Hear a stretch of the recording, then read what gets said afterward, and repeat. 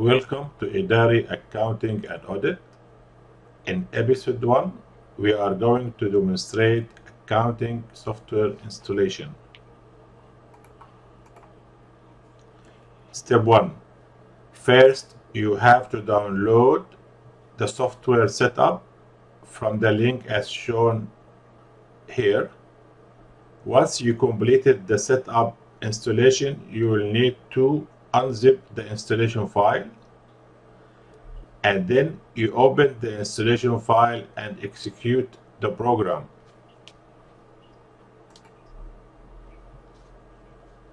So let's go and install the software for you. Please stay relaxed and watch our demo to install the software.